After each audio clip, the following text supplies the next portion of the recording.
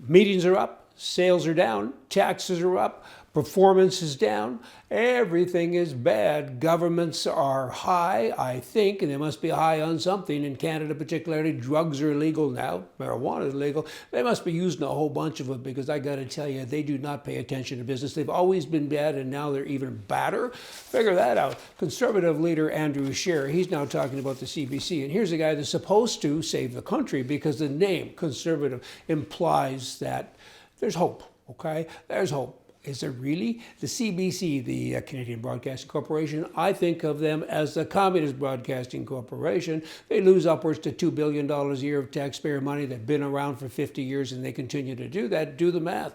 Extend that out on a piece of paper. You need a big piece of paper. There's a lot of zeros there. They lose money. They have no credibility. They're an extension of the commies in power. They say bad things. They don't help the Canadian citizenry one bit. And now Scheer is saying, when I'm Prime Minister, if I'm Prime Minister, what I'm going to do is make sure that they talk more Canadian content. Really? Is that all you got? Good bloody grief. The People's Party of Canada, they're saying good things. Max is saying, hey, I'll deal with the CBC. I hope. He hasn't said it, but certainly my takeaway is at least that they're going to sell them off. They should be sold. I mean, private enterprise should own. The government shouldn't own that. The government shouldn't be in business. It's not their business to be in business. Their business is to look after the citizenry, to be the referee. Instead, they continue to expand their businesses, and the Liberal Party that's in power now has also said that we will expand that. We will help that. We'll give them more money. That's not very nice. Max Bernier from his party, the People's Party, him and several hundred loyal supporters were all in Kelowna recently, and I spent a lot of time with them.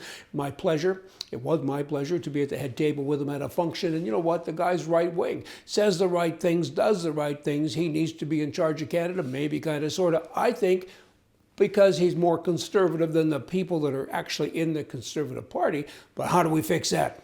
Get a man on that and let me know, okay? Because I want to know how to fix it because it's got to be fixed.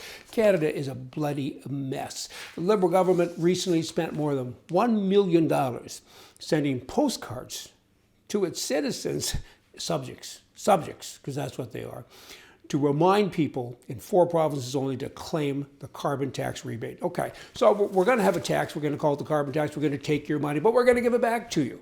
That's a rebate, right? So we're doing a double whammy here. That is pretty stupid. And now we're going to send you a postcard in the mail to remind you that we actually did it. And people vote for these people. That's another $1 million. They say $1 million. 4 provinces. I think there's 11 provinces, isn't there, or something like that? Do that math as well. Bunches and bunches of money being spent, being wasted. I got to repeat this because it's so startling even to me. We're going to give a tax to you, then we're going to give some of it back to you, and then we're going to remind you to get it. Wow. Are the Canadian people really that stupid? I guess. This goes on and on. It's just, it blows my head. Teach your children. New topic here. Teach your kids about tax when they are very young. When they have an ice cream cone, take it and eat 75% of it. And then say, hey, welcome to Canada. That pretty much says it. Former President Barack Obama recently was in Brazil. Bad place to be when you're talking about guns, because the new president there has said the citizenry needs to be armed. We need to protect ourselves. I mean, he's a real advocate of guns, right? Criminal control and guns for the right people, for the good people. And here's the former president saying, hey, guns don't make sense. Shouldn't have a gun. The gun laws in America don't make any sense. Anyone can buy a weapon at any time. They can buy it without any regulation. They can buy it over the internet. They can buy machine guns. He's wrong. I've bought guns in the United States of America. I have a carry permit.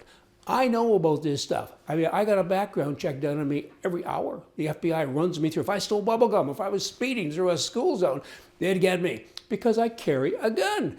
I'm a good guy. If you happen to be with me in a room, you're with the safest guy in the bloody building, right? I pass tests every day. And this guy says that anybody can buy a gun over the internet. It's very, very hard to buy a gun in America. If you're a good guy. Bad guy, maybe not so much. You can go down a back alley somewhere and give a guy $100. Maybe, I don't know that. But to be an honest citizen, a regular guy that follows the rules, it ain't easy. Guns are used by law-abiding citizens in America 2.5 million times a year in self-defense. That's almost 7,000 times a day. Guns are used by good guys 60 times more often. to protect lives than bad guys to take lives, okay? Guns are the great equalizer for women. More than 200,000 women use a gun to defend themselves against sexual abuse each and every year. Pretty good stats, right? You don't hear about this anywhere. CNN, have you ever heard it? I don't think so. Law-abiding citizens shoot and kill twice as many criminals as police do every year. Last year, good guys shot and killed 1,527 bad guys. The police shot and killed 606 bad guys, right? Crime control is mostly from first responders, and their first responder, hey baby, it's you. Pay attention. Y'all come back tomorrow. We're going to have more for you from the right. See ya.